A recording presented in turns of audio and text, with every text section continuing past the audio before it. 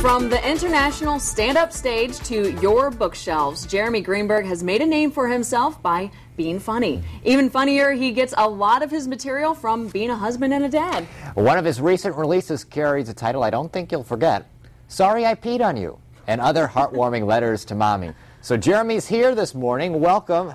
Thank you, guys. It's so good to be here in your 45-degree spring weather. In San Diego, that's actually a weather emergency.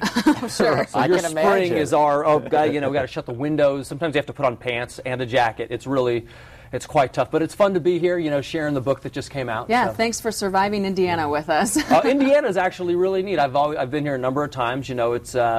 I enjoy it here. I enjoy, chatting with the folks and stuff, especially with Mother's Day coming up. There's a lot of families that are actually, not really families that come to the comedy shows, but parents who come to the comedy shows looking for a laugh. And so it's fun to sort of share the new book with them. Yeah, I want to hear about this new book because we've teased this great title here. Sure. I love it. Yeah, Sorry I Peed on You and Other Heartwarming Letters to Mommy is really just a book I wanted to write for my wife. I wanted to have something that moms would love because I have twin 2-year-old sons, almost 3 actually. Man. They're wonderful, but they are so exhausting. Like if any other human being came up to you and wore you down the way kids would, you'd file a restraining order. But they're your family, so you can't do that. So I wanted to take a look at some of the really insane things that kids do to parents and then parents do to kids. Like there's a great letter in the book about how parents will try to get their kids to eat broccoli, and it's called These Aren't Shrek Ears. And one of the things that parents always do is they've got to convince their kids to eat broccoli, so they call them Shrek ears or, Godzilla toes or Hulk noses. They come up with these crazy things, and so I just really wanted to look at some of these fun things and put together a letter, and plus the pictures in the book are really cute. So is the letter supposed to be coming from the kids? And yes, it is. Okay. It is from the voice. It's as though you could take a 2-year-old and give them a vocabulary of an adult. So, and they can make their arguments like there's one enough of the peekaboo, like Mommy, look, I know when you shut your eyes you're not invisible, and things like that. So it really just lends a cute adult voice, because when parents interact with their kids, like the kids might not have the vocabulary to say it, but they do things, they communicate clearly on a much higher level. And so I thought the book would be fun to, not to say it's like the E-Trade Babies, but the publisher said, say it's like the E-Trade Babies. So in some ways it's sort of like taking that idea. Right. Yep.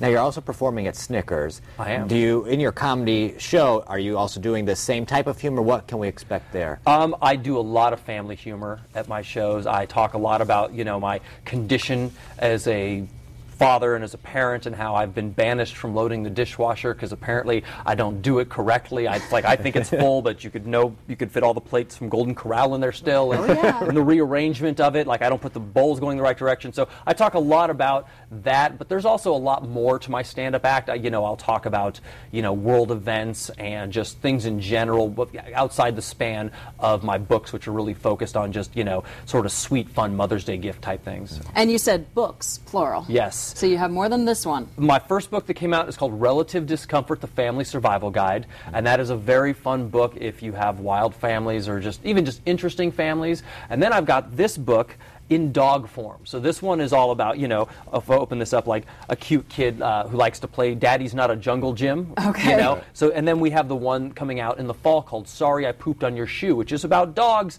saying, look, I'm sorry I jumped in the lake. It was there. I know we have to go in. So it's the same sort of idea. So yes, I've got a few books coming out. And then later on there's a book for guys called Man Words, which they actually approached me to write. And that's more like frat boy humor, if you will. It's still fun. If you're a young dude, you'll get a kick out of that if you don't have kids. But a majority of my work is, sort of on the family side of things, because when I became a dad, I, as a stand-up comedian, just had to sort of make sense of my life. Like, it's like being an amnesiac and having to sort of write a diary to remember who you were.